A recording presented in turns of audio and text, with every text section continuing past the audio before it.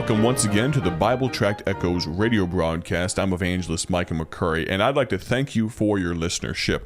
Once again, we are joined in studio by Austin Marriott, the operations manager and lead designer for Bible Tracts Incorporated. I'm excited for you to get just a little sneak peek behind the curtain, a behind-the-scenes tour of what we do at BTI. We have done a segment in the past, Brother Austin, called Beyond the Tract, and we've done that for a newsletter. We've done that here on the radio program, but we're kind of getting to live it this week and have you kind of come out from the office and from behind the computer and now behind the microphone, and excited to introduce you to the people. Some of you may have listened yesterday as he gave a short introduction to his the beginnings of his life and how God led in his upbringing. If you did miss that, please feel free to find this radio program on your favorite podcast player. All of these episodes, all of these programs are archived. Just find on Spotify, Stitcher, TuneIn, Google, or Apple Podcasts. Just search for Bible Tract Echoes. You're not going to want to miss what we talked about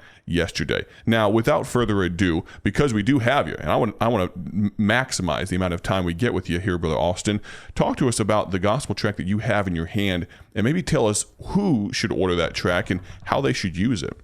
Well, you know, we have 35, 37 different tracts that we produce currently, and we have a couple that are geared more for not just for children to read, but also for children to hand out. Mm-hmm. I'll never forget, about probably 4 or 5 months ago, I had a lady that emailed in. It was a grandmother, and she said, my 8-year-old granddaughter has a desire to tell her friends about Jesus. Mm. And I heard I think if I remember correctly, it was she had listened to the radio broadcast and had heard about the gospel tracts and said, is there a tract that you would recommend for kids?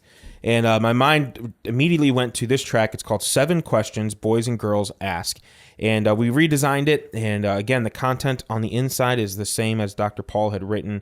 But we redesigned this tract, made it a little bit more kid-friendly and something that a kid would want to pick up. Mm-hmm. Tried to make it a little bit more fun-looking, I guess you could say, or a little bit more, not necessarily childish, but just more of a design that would maybe appeal more to children or teenagers. And it's laid out very simply for kids, and it has just small spots where they can read, has gospel verses in there talking about answering their questions. But it has 7 different questions. It has who is God, who is Jesus, where did we come from? Who's the devil? What is sin? What happens when people die? And how can you get to heaven?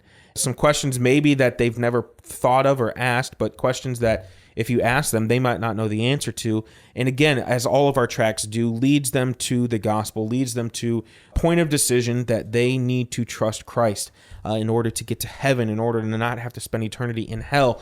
We need to make sure that young people know these things. A lot of times, Christians today don't want to talk about hell, but it is a true fact. It is a reality.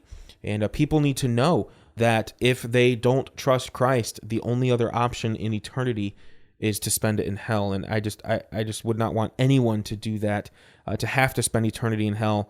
So get the gospel tract. You can get it on our website, BibleTractsInc.org. That's BibleTractsinc.org. Click on the Tracts tab, takes you to the store.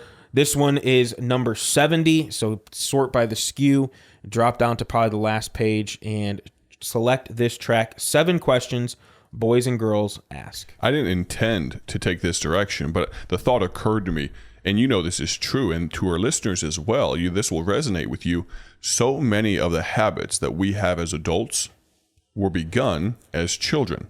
Yep. And so this illustration just popped into mind because I remember, I think maybe your wife, Rachel, mentioning this, but talk to us about what your daughter Adelaide does when someone's coming to the door to deliver a package. And sometimes, whether it be Amazon or you name it, some delivery service, the gentleman's coming to the door and he's dropping that off there. And really all he wants to do is drop that package and get to his next delivery. But he's asked to pause for just a second. Why?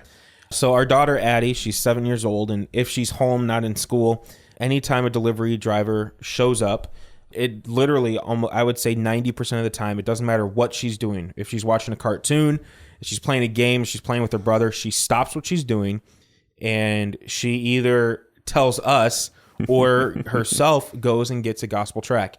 She will, holler through the house, there's a delivery guy, where's a tract? I need to give him a tract. Don't let him go.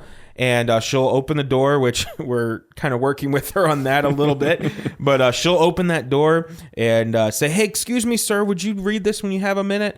And give him a gospel tract. It's amazing. You'd think a lot of times that they're the same people, but a lot of times they're not. It's a different guy running a different route maybe for that day.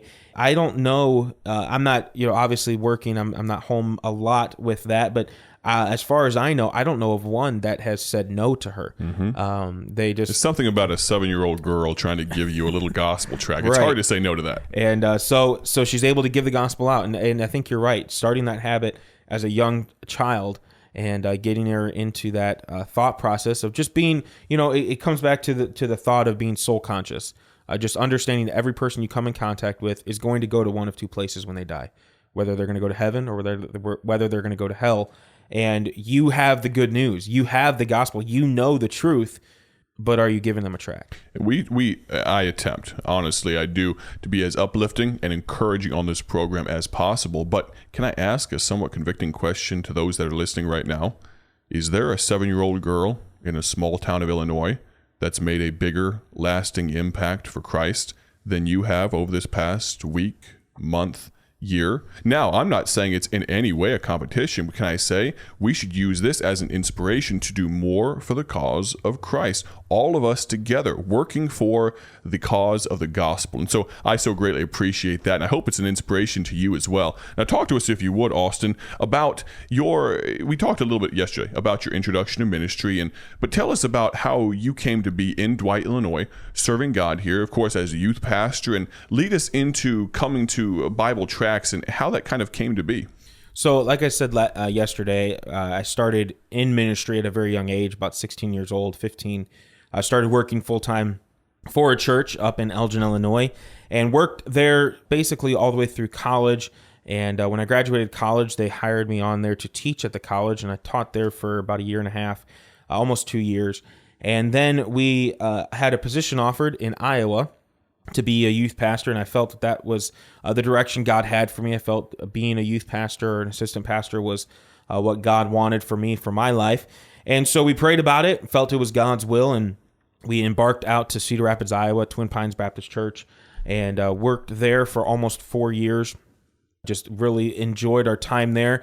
But then God, again, was moving our heart and showing, just trying to follow God's will. That's been my goal, and that's what I try to teach our young people, that doesn't matter what it is that you do with your life as long as it's God's will. It doesn't matter if you're a preacher, it doesn't matter if you're a missionary, it doesn't matter if you're a plumber, if you're an electrician, if you're an architect, whatever God has for you. God has a perfect will and a plan for your life. And I just encourage young people to consider and find and follow God's will. It's the best life you'll ever have, doing God's will for your life. And so as we were in Iowa, God began to work on my heart and open the door for us to come here to Dwight, Illinois, which is the hometown of my wife. She grew up here in Dwight. Her father, Pastor Dan Woodward, is the pastor of our church that we are at now serving. And so we came here about 5.5 years ago, or 6.5 years ago now. God has just greatly blessed. We came here, became the youth pastor here, working with the young people, and I just love working with young people, seeing the potential that they have, that God has a desire for them, and trying to get them, pointing them to Christ, helping them to find God's will, to have the desire to do God's will, and then being able to influence them and help them and invest in their lives is just a wonderful blessing. I absolutely love it. And so as things progressed through those years of working here as the youth pastor, about 1.5 years ago, my brother-in-law, Micah McCurry, who you all know and love to listen to, contacted me and said, "Hey, there's a transition in my life for God's will. It looks like we're looking at potentially taking over Bible Tracts Incorporated in Bloomington, Illinois." And when he called and told me about that, I had no idea what he was talking about. I didn't know that there was a tract ministry in Bloomington, Illinois. To my chagrin, I had no idea. And so we talked a little bit about it, and he really, it was more just a, "Hey, I want you to pray about this with me and see what God has in store for Brother McCurry and his family." And so we began to pray about it. I think the next time we actually saw each other, you handed me, for my first experience, with a sample pack, and I began to look at it and look at the tracts, and it was amazing just to see as he began to explain to me what the ministry was and what Dr. Paul Levine and Brother Mark Smith had been able to accomplish in the past years, and many others as well that have been involved with Bible Tracts, and just to see how God's hand of blessing has been on this ministry. And it was just really amazing for me to be able to see the potential of my brother-in-law being able to be a part of this ministry and hopefully, and Lord willing, be able to take it even further. And it was just a wonderful thing for me to be able to see. It was exciting. I was excited about the prospect of the McCurry family coming back to Dwight and living here, basing out of here. And so we began to pray about it, and the end of 2019 came around, October, November, and a proposition was made, a request was made for me to go down to Bible Tracts for just a month or two because Pastor Mark Smith was leaving and taking his new pastorate. So, but Brother McCurry wasn't able to come until the 1st of January. So there was going to be 2 months that the ministry was either going to have to shut down and do absolutely nothing, or we were going to have to step in and try to help and to keep it limping along, if you will, while the people who knew what they were doing were leaving and the people who were brand new were going to come in a couple months. And so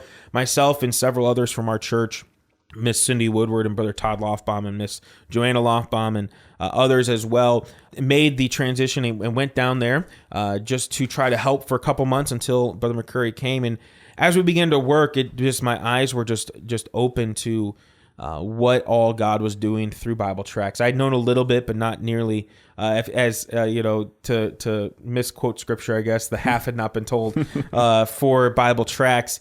As I began to work there and help and fulfill orders and hear stories and talk to people and see the desire that people have to hand out tracts and have a gospel impact in their community, God just really spoke to my heart and began to do a work in my heart and life. And as January rolled around and the opportunity arose through Pastor Smith and also Brother McCurry and the board of directors there, they offered me a position to run the office so that Brother McCurry could actually do what he was supposed to be doing and travel and preach and raise money for Bible Tracts. And so we prayed about it and got peace from God about it, that was his desire for me to, I guess you could say, be bivocational and work here at the church full-time as a youth pastor, and then also work at Bible Tracts full-time as the operations manager. We've got a lot more to cover, folks. You're going to have to join us again tomorrow, and this may bleed over into next week. I don't know. You got to listen in to the Bible Tract Echoes radio broadcast. Join us tomorrow. God bless.